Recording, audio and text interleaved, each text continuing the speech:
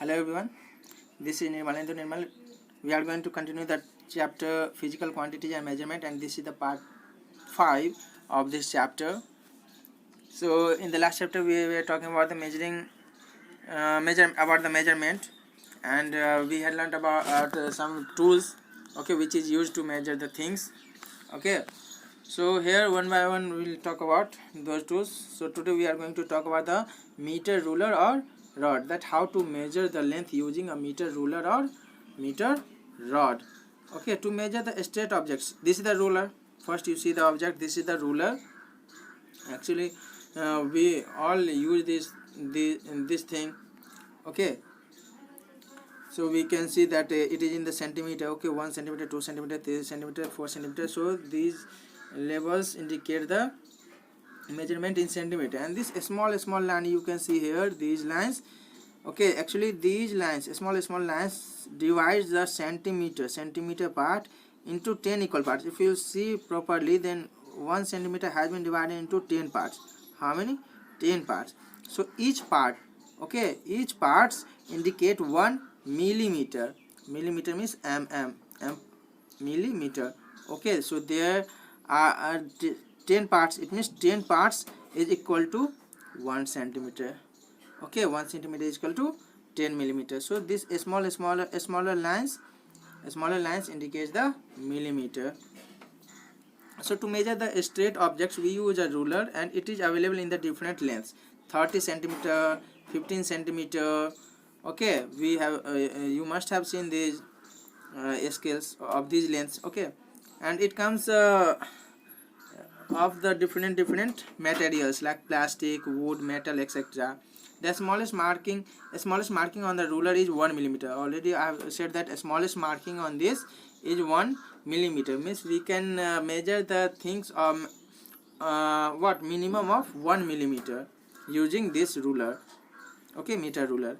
Now a meter rod is 1 meter long, and it is divided into 100 divisions.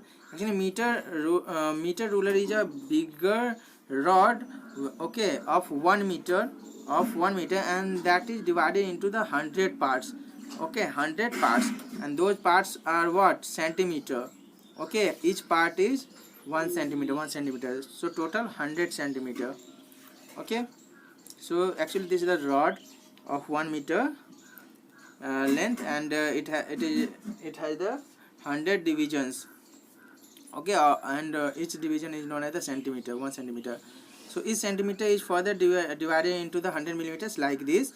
Each centimeter, okay, each centimeter is divided, every centimeter is divided into 10 parts. Those parts are millimeters. So we have talked about the meter, ruler and rod. Now how to measure the thing using that ruler or rod.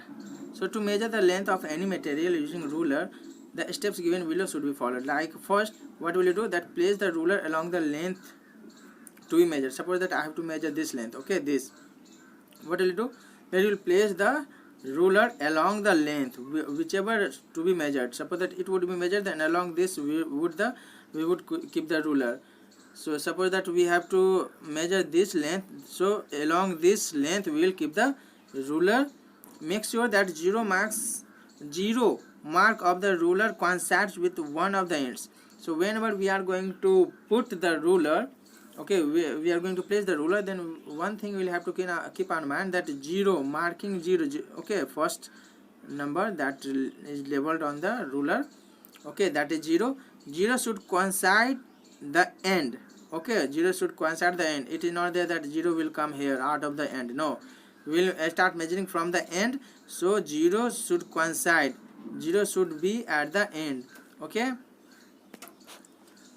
now in some rulers, and after that, after labeling, after keeping like this, we will say that where is it finishing. One end is there, okay, which is coinciding with 0, and another end wherever it will come, that is the actually measurement of the length. Okay, suppose that it is coming 3 centimeter, then the length of this object will be 3 centimeter. Wherever it will finish, second end will coincide with whatever measurement on the scale, that will be the length of the object.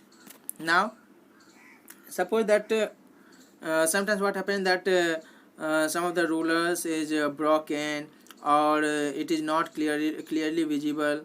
Okay, the marking or labeling will is faded out. So in that case, what should we do?